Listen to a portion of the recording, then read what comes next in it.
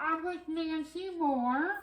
Hello, everybody. Yeah, so we are doing an interview about her candidacy to be on City Council another term. Another term. Woo-hoo! Yes. Yeah. Excited. Yeah, I'm excited. I'm excited, and I'm excited that you're doing these interviews again. I think it's awesome that you're doing it again. Well, actually, with that being said, I was at Monona Garden before it closed down, and a police officer asked me about it, and I forgot, I think it was Reynolds. I don't know if it was him, but I think it was him, and he was the one that asked me, like, you're going to do it again, right? And I'm like, oh! There like, you I go. guess people like this. I'm glad he inspired you to roll back in again. Yeah, so I'm really excited to do this again. Good. Good. Perfect. Well, again, welcome, and I'm glad that I can do it at home. It's spoiling me. You're spoiling me. Yeah. Yeah.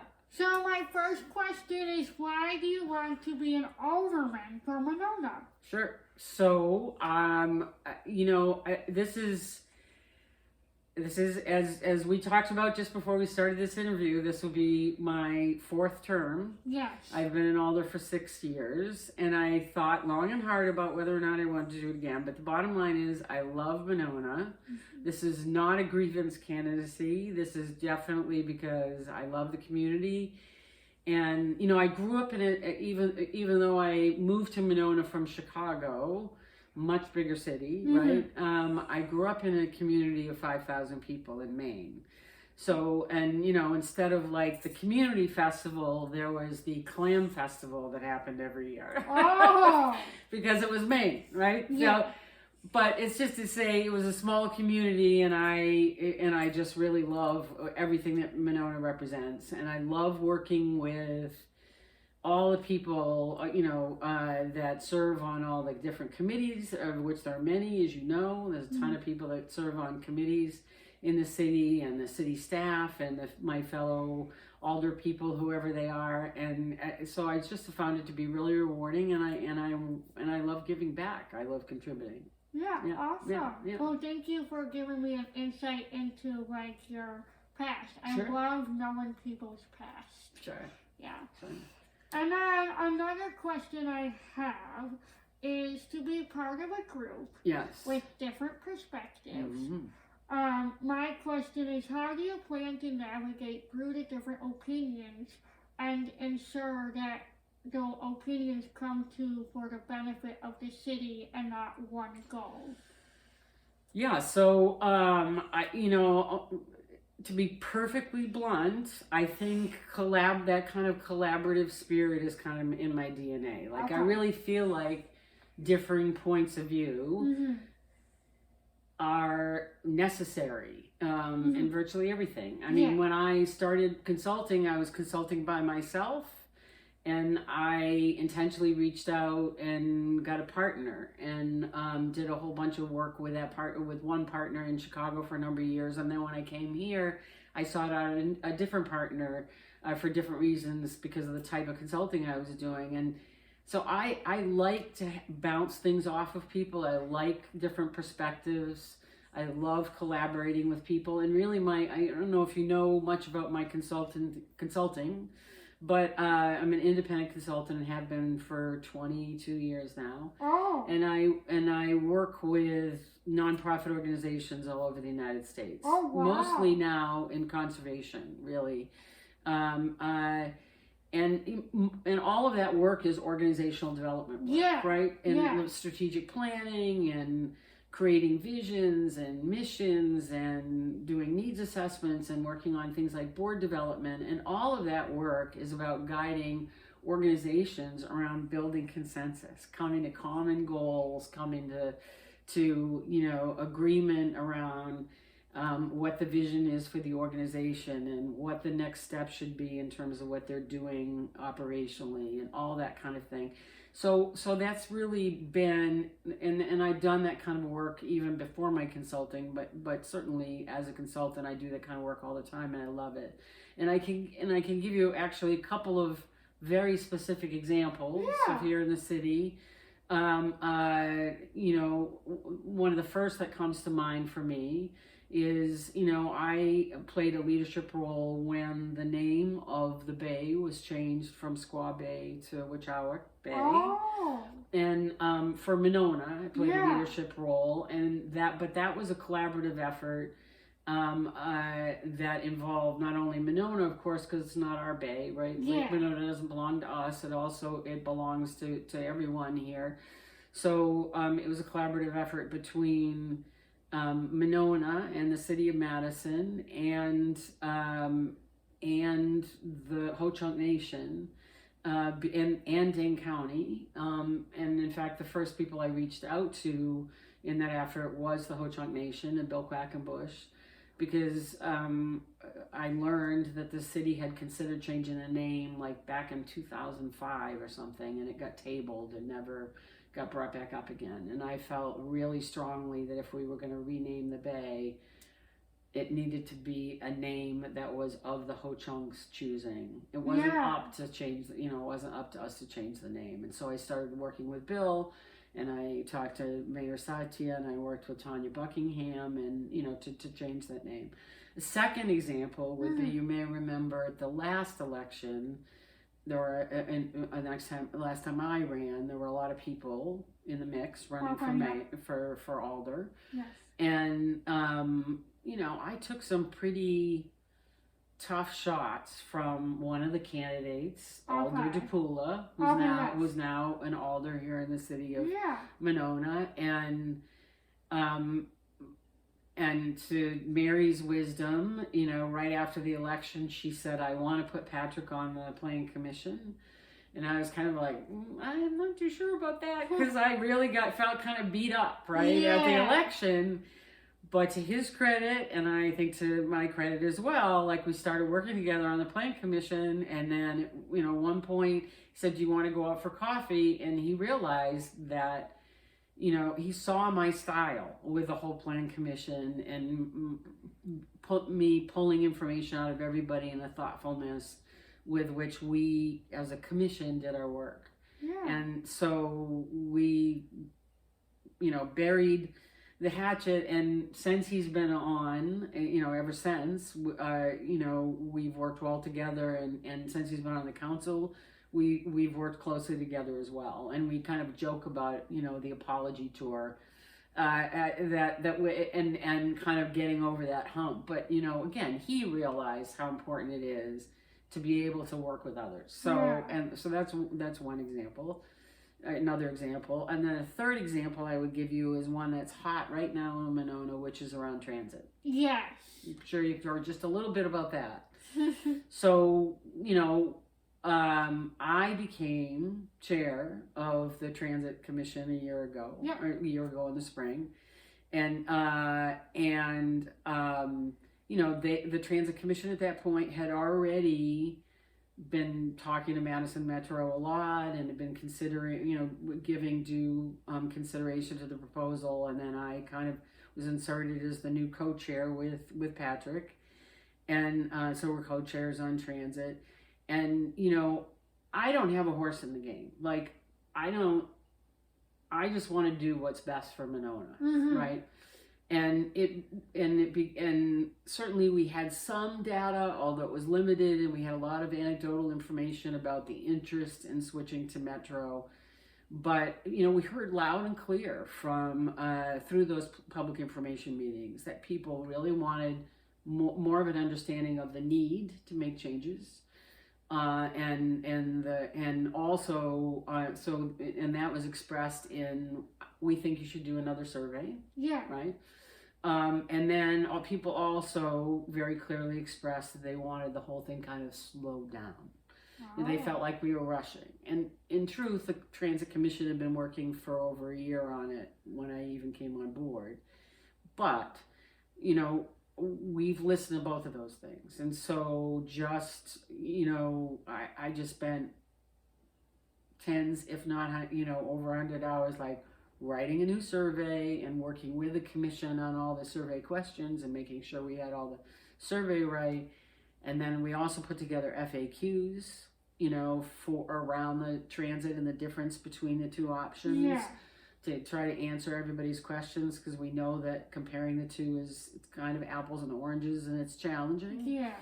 And then the third thing that I did was put together a whole marketing plan to make sure that when this survey rolls out, because one of the complaints was, well, I know you had a survey before, but not very many people took it.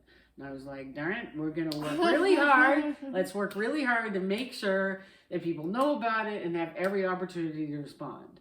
So that's, I put a lot of time in more recently in all of that, working with commission members, and it goes right back to what I said in the beginning, like they've been amazing. Like all of the folks on the Transit Commission have been very thoughtful, and we really are diving in, but we won't even get, we're not going to make any, we haven't made any decisions, we're not going to make any decisions until we get that data. That makes sense. And then we're probably going to make, a bunch of adjustments and obviously have more robust discussions.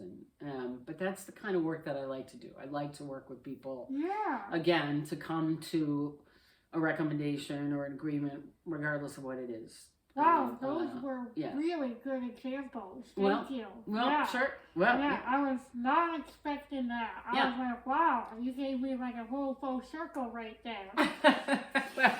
well, that's what you get when you spend as much time on the council. That's true. Yeah. Yes.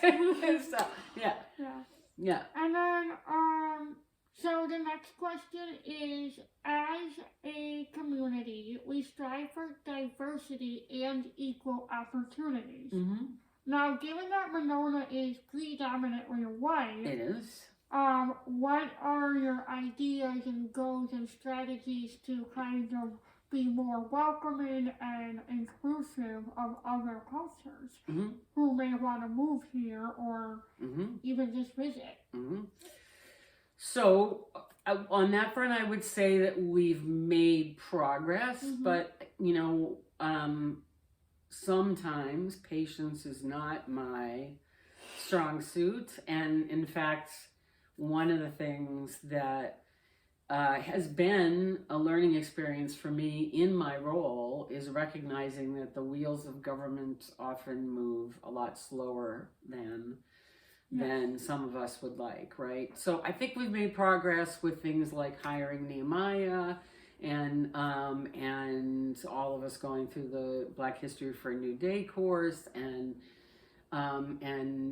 all of that, and now the recommendations coming out of the DEIB report that was created, and the implementation, and there's a lot of good recommendations there that we need to be prioritized and implemented. So that's all really good. On the other hand, I still feel like, I started back before the ad hoc committee was created. About a year before the ad hoc committee was created, I actually worked with a small group of a small group of residents, a diverse group of residents, who, including Jason Chung, who was the chair of the ad hoc committee, around creating a permanent committee in the city to kind of drive progress, because it's too big, in my mind, it's too big of an issue to kind of fall under other duties as assigned, right? Whether you work as a staff member in the city or whether you care about it as a community. So I just really felt like having a group to focus was important. And so I shopped that idea based on a proposal that Josh Peterson, who I worked with on the Planning Commission, actually came to me with the idea and said, would you be willing to socialize this and sort of get it into the lifeblood of the city? So ultimately, fast forward a few years, the ad hoc committee, the DEIB report's been great. But I do think that there's some other things, and some of the recommendations there that I like and that we've already implemented some of include making sure that we're making a much broader reach when it relates to hiring new staff, and in doing so, bringing in a more diverse staff, and we've already done that, obviously, with the staff that we have hired, and one of the other recommendations that I liked, that I again was kind of worked on before the recommendation came out, but nonetheless is important, is is transforming all of the important city materials like applications for a license and you know, the citations that you get from our police department and other things that are sort of out in the public, you know, how recycling works and other things, translated into at least Spanish, because for those people that obviously for which English is not the first language. But then there's some other things that I think that aren't necessarily reflected totally in the report or in the report that I think we could do. As an example, I know that the pool, Park and Rec, has a sliding scale for people that can't afford the pool fees, right? Well, I would love to see a similar sliding scale or a scholarship fund, or maybe both, you know, created for the after school program and created for the summer camps and created for all the other wonderful activities that we have in the city for which finance might be a barrier. And I'd like to make sure that we're making extra efforts to reach out to those in the community that are not only economically disadvantaged, but that are people of color, individuals of color, and otherwise have been marginalized in this community, to make sure that they're participating, and honestly talk to them about what sorts of activities they would like to see. Like, you probably don't know that our park shelters are the rental of our park shelters is I forgot the exact percentage, but a very high percentage of the rental of our park shelters over the course of the summer are from communities of color. So obviously the shelters are really important to them in terms of their gathering, and so those are just a few of the things. The bigger nut, I think, is not just what the city's doing, although I think we have to have leadership. Obviously, I think we need to find a way how to more fully make this work happen in the community. And I don't have the answer to that, but I'm somebody that loves to dig and research and find out and find other models and other communities where the conversation is happening at a wider level. At a bigger level, and not just at a municipal level, so I would love to see us do more of that. Awesome. Thank you for really kind of putting out like your progress, but also admitting that there needs to be more effort or more like observation and more participation for the future. Right. Oh, and here's one other thing that I forgot to mention, which is, so we did pass a resolution when Jennifer Kerr was on the council.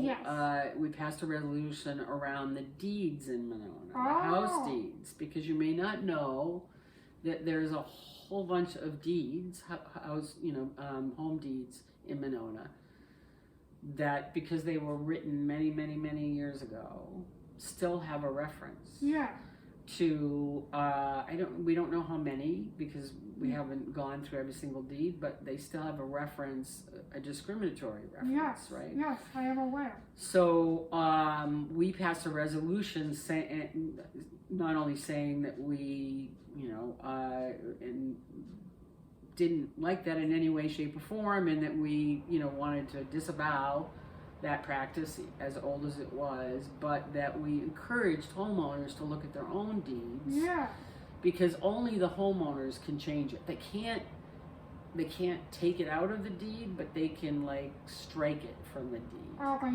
Because but I think that we can be more proactive than that.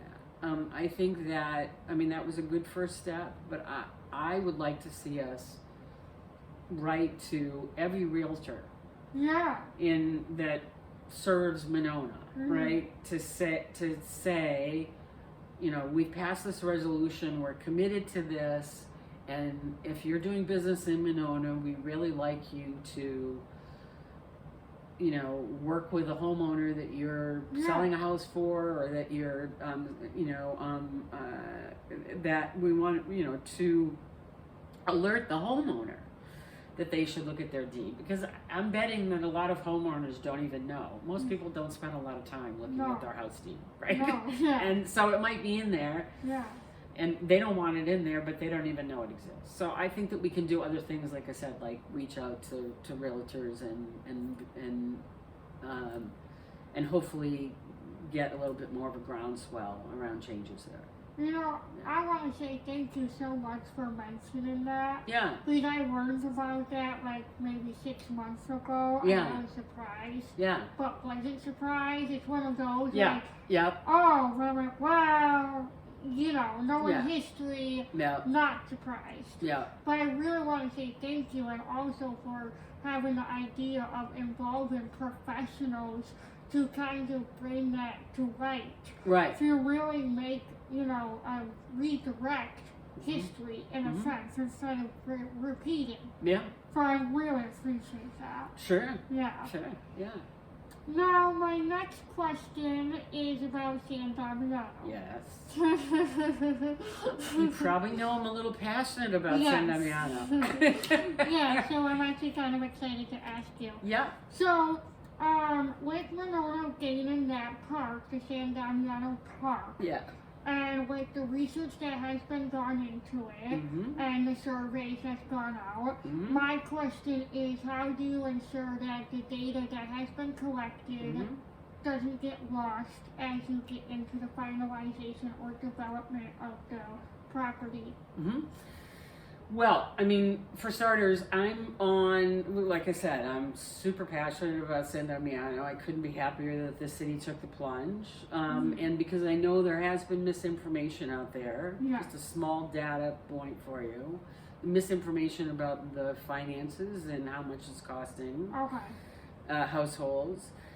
Right now, the bonds that we have for the purchase of San Damiano, for the median household in Monona, which is about $400,000, it's costing that household $93 a year. Okay.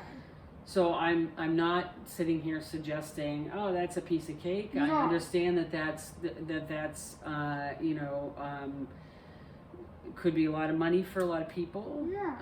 On the other hand, $93 a year. Well, compared to the numbers that have been thrown out there. Right. Comparatively. Right. I mean, I think for such an extraordinary resource, that's a reasonable amount. That which isn't to say that we're not going to continue to raise money through the Friends of San Damiano to offset that, but I think it's more reasonable than most people have realized. Right.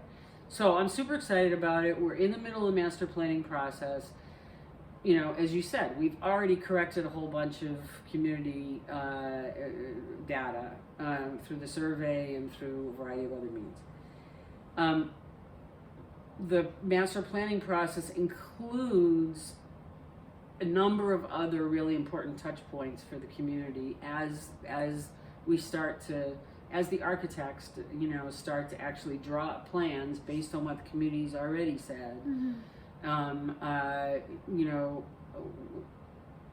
There's going to be other public information meetings and another survey, all to say this is what kind of as a mirror. This is what we heard the first time. This is the data that we gathered the first time, and this is what we've discussed with potential community partners in San Damiano that would use the property, like our school system and like the Ho-Chunk and Aldo Leopold Nature Centers and others that could be good community partners in terms of the use of the property. And so this is what we heard, and this is what it looks like kind of in a plan, right, in a drawing or multiple drawings. We're going to have multiple drawings, and then ask the community to respond to that again. And so the community is going to be the touch point all the way along in the master planning process. My commitment for San Damiano, as we've said all along, really, is that I don't just see it as a park. Okay. We've, you know, from the very beginning, we've understood that it really is more than just a city park. It's more like a Lake Monona destination. Okay. It's kind of like the equivalent of saying that, you know, the zoo is just a park as opposed to a destination in Madison. Yeah. That's not to say we're going to make a zoo out of Damiano. I know it will remain largely natural, but that's just to say that I think in the longer term, we know it has to be financially sustainable.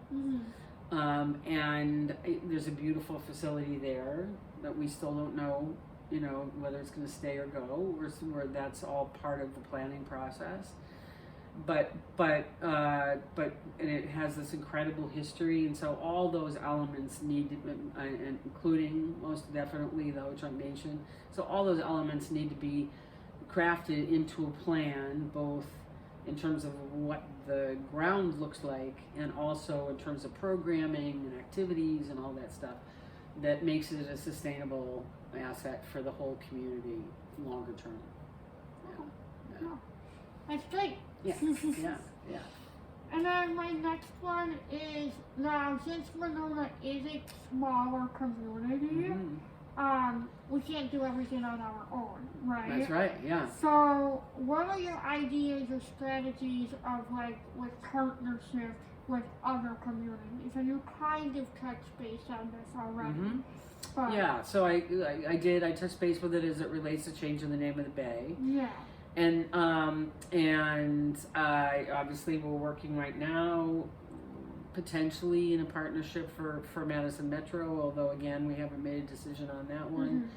I know I reached out to Madison when I was chair of the sustainability committee. Madison, as you may know, is doing, you know, as a larger city, right, with bigger pockets, and they are in a progressive city. They're considerably ahead of the rest of the whole area when it comes to sustainability. Most bigger cities are. Right, exactly. And so I reached out to Madison when I was chair, and sat down with the supervisor of fleets, you know, over in Madison, to talk about like what they were doing in terms of transforming all of their vehicles to electric, everything from the buses to the, you know, the little cars that city administrators drive around in, to bucket trucks that the Public Works Department uses. You know, really the whole, he's the in charge, Mahant is his name, and he's in charge of their entire fleet. So I sat down with him, and, you know, for hours, and then he sent me more information, and out of that I was able to learn a ton, and he was very willing to work with us in terms of like group purchasing for vehicles, and was more than happy to consider us coming and using the natural gas, compressed natural gas that Madison is using for some of their fleets, and so that's the kind of thing. You know, I can't give you any specific partnerships that I'm looking at, although I do see a partnership certainly with San Damiano too, since Madison's right across the street. And a lot of the donations we've received already through Friends of San Damiano have been from people in Madison who really appreciate that it was saved. So you know, I think we should always be looking at partnerships. Kind of goes back to your original answer regarding collaborating. That's right. That's right. I mean, and again, and it does go back to that answer as well. In my consulting business, in the nonprofit world, collaboration is the name of the game. Yeah. Right. If you're a nonprofit organization and you're not collaborating, both in terms of potential funding from foundations as well as from donors, because you just get a bigger bang for your buck, you know. So we're always looking to collaborate, and I just don't believe in reinventing the wheel. Like, you know, I'm working with Madison right now on a friend of mine is actually in charge of the short-term housing rentals. Okay. which is another big issue here at the moment. You know, the Airbnb thing and people buying up properties as investment properties, right? And for like Airbnbs. And so I reached out to my friend Donna, who is in charge of Madison's program, and said, hey, we really need to get together, you know, get an ordinance together.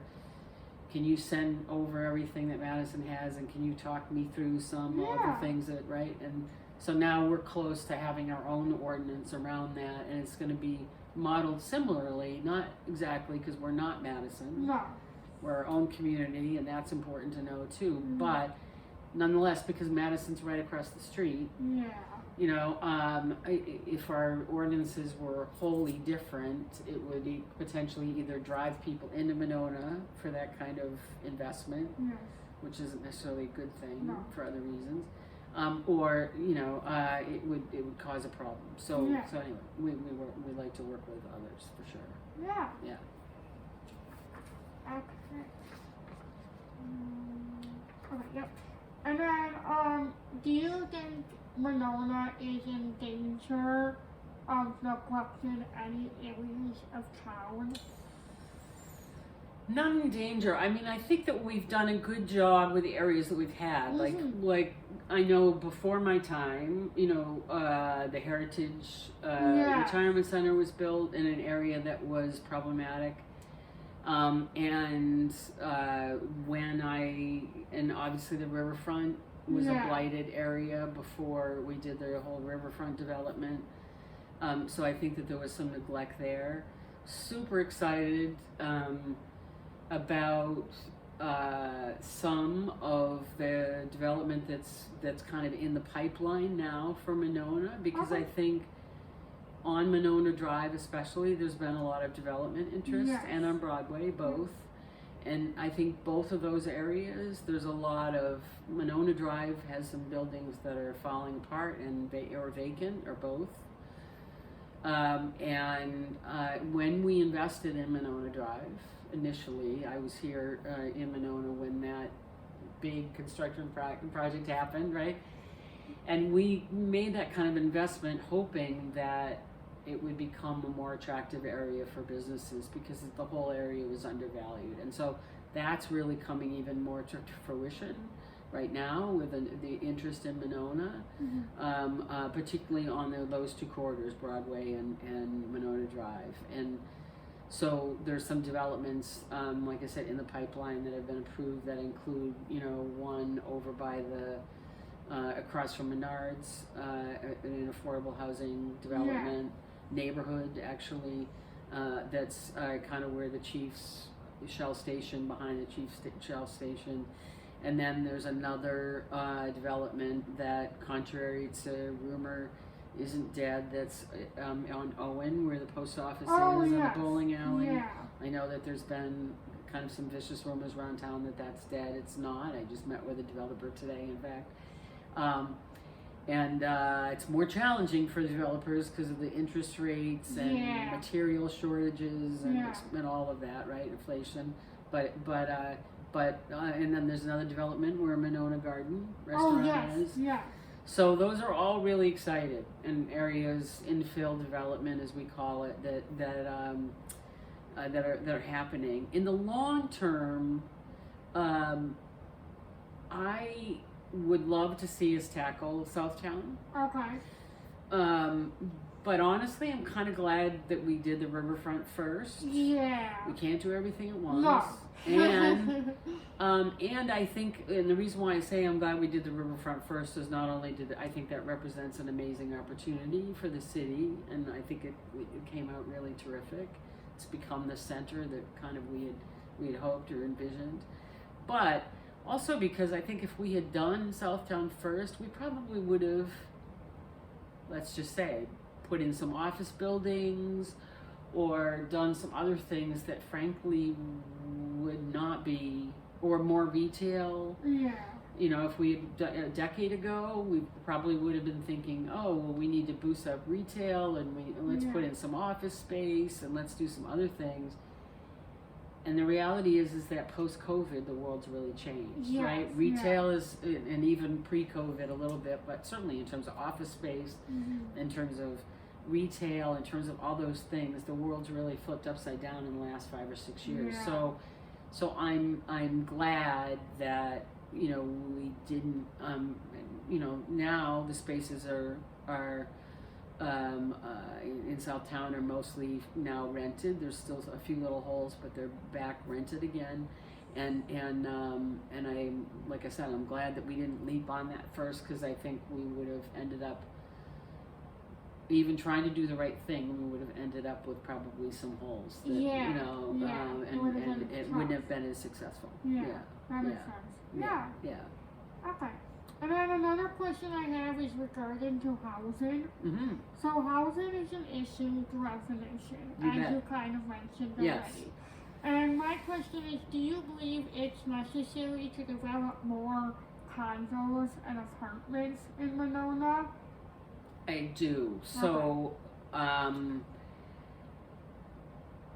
this area, as you pointed out, the Madison area, is by all research, I mean, all authorities, the you know, Dane County research, all kinds of, is expected to continue to explode in terms of numbers. Yeah. In terms of population growth, you know, Yeah. we know it's a happening place. That's why we live here, Yeah. right?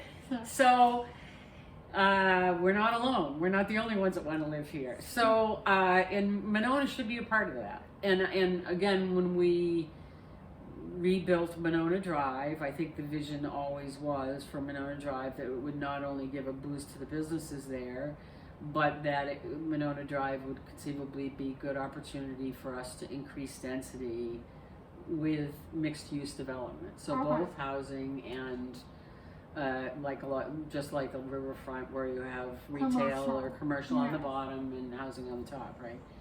And that's starting to happen more now on Monona Drive, and I think that's good. I mean, the reality is we can't go out because we're a landlocked community, so we got to go up. Yeah. I am disappointed. I think it's safe to say the whole Plan Commission is disappointed that we don't have, we haven't built as many condos. Okay. That it's been more rental units, and it's not that I have anything against rentals. It's just that I there's been a lot of people that have come up to me personally. You were just talking about the fact that you respect our privacy when I go to the grocery store or whatever. You know, not everybody does that. And so, you know, I've had lots of people come up to me around town and say, can we please get some condos, or you know, can't we do something like townhomes, or you know, other what's frequently called the missing middle in housing, right? That's what they refer to it as. And we definitely need to do more of that. But getting there with developers is more challenging because since the economic recession that we went through in 2008, 2009, financing for condos is more challenging, and more important than that, because that's less of an issue, the financing. Just as important, believe it or not, there's lots of architects that don't want to be involved in condo. Like, we've had several developers say, right, I'd like to do condo, but my architect won't do a condo, because what's happened in other parts, but in other developments with condos, is that an architect has built a condo, and then 2 years usually after the condo is completed, the ownership of the condo becomes the purview of a condo association. I know this because I used to live in a condo in Illinois. Becomes the purview of a condo association, and if something happens in the building, or they don't like something in the building, they have turned around and sued the architect and the developer and done all this stuff. So basically, it's like a lot of architects now don't want to deal with the potential down the road that something is going to not. It's kind of weird in my view, but nonetheless, it's the reality in the development world. So we need to create incentives to address the middle, both affordable housing as well as things like condos and townhomes, and I even have one of my passions is I always wanted what's called a pocket community or pocket neighborhood or a cottage community here too, which is all about smaller houses closer together, which is part of our comprehensive plan too. But anyway, so we need to do all of that, but it's a different type of incentive for developers to do that. And we've asked the staff to, in particular, Doug Plowman and Thor, to work on a set of tools that could, and it's, when I say incentivize, it's not just money, it's, but a set of tools that are proven to make a difference for developers to kind of move in that direction. Instead of more apartments. I mean, I think, again, apartments are fine, but I want to see more affordable apartments, and I want to see more of a mix overall. Okay, wow. Yeah, I did not realize about the architect. Yeah, it's really like that technicality that can really kind of shift a whole development for the city. Yeah, I mean, it's amazing. Like, I just had coffee with like the 7th or 8th architect that I've spoken to that said, "Oh no, my firm doesn't do condos at all." And I was like, "Really? You don't do condos?" No, we don't do condos. We do apartments, but we don't do condos. I'm kind of like, wow. Yeah. Interesting. All right, my next question is, if you could add a new business in Monona, what would it be, and where would you want to put it? Well, I mean, this is a magic wand. Yeah, why not?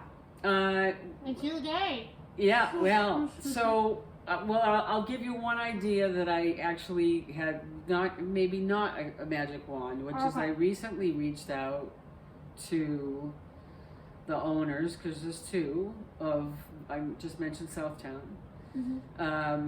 There's two different owners of Southtown, and I just reached out to one of the two owners there, and I'm going to reach out to the other one over the spaces that are left about putting in indoor pickleball. Oh, wow. Kind of like at the YMCA, right? Yeah, well, and the thing is that in North Madison, there's an old, right across from Warner Park, where there used to be a Pierce's supermarket. Yes. Right?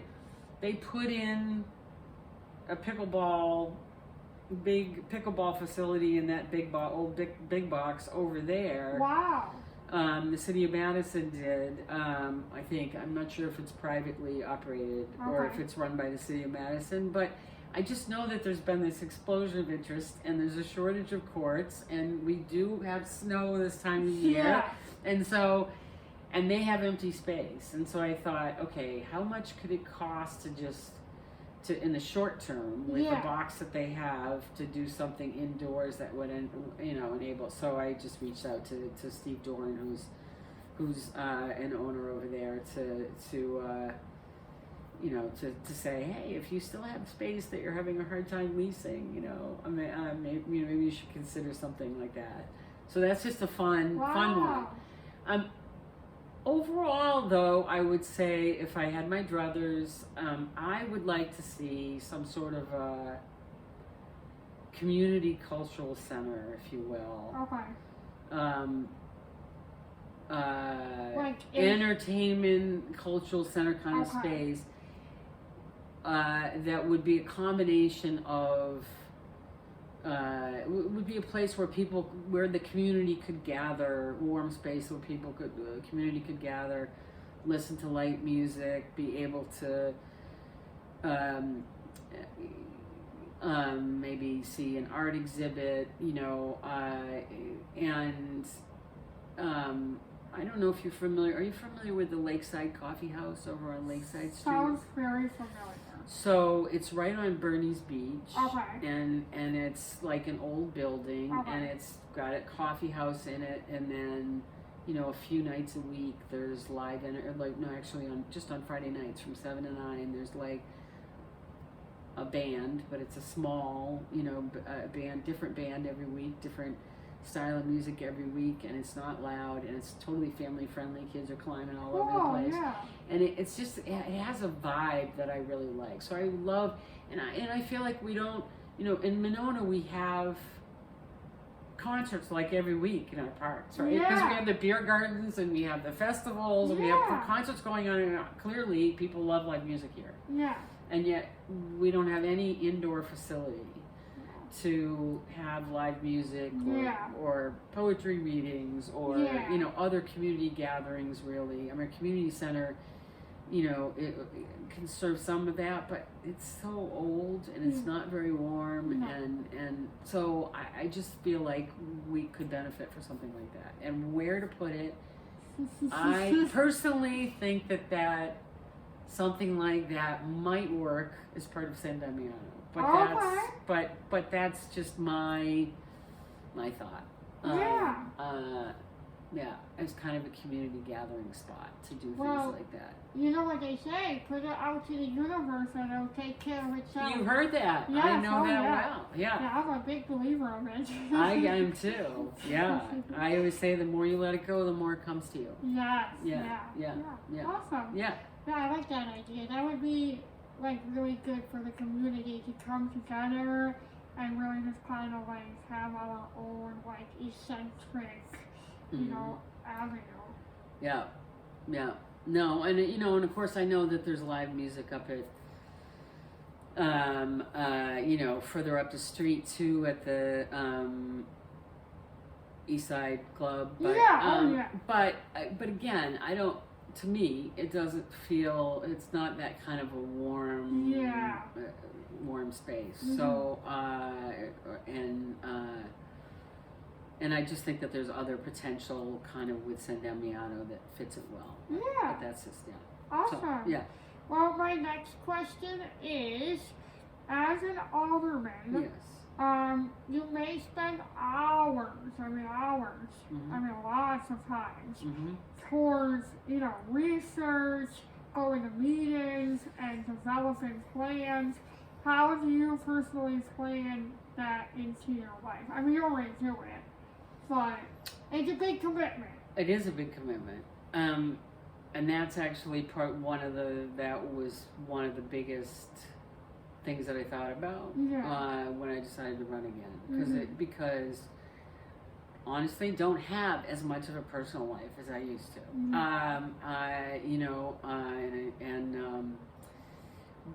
Although I feel really fortunate to have gotten to make some really good friends and colleagues in the city, so it's not like that. It doesn't feed me in other ways, but it is it is a big commitment. But again, it goes back to just my.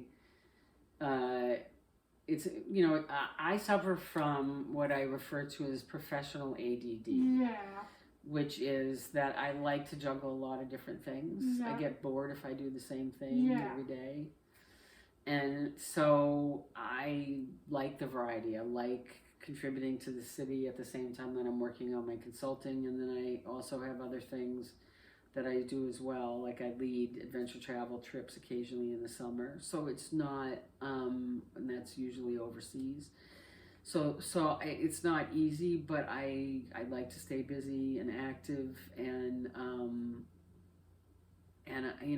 I think probably next to the mayor, because I'm currently chairing 4 different committees or co-chairing 4 different committees, and the Plan Commission is a big one in terms of the amount of time we put in to get it right.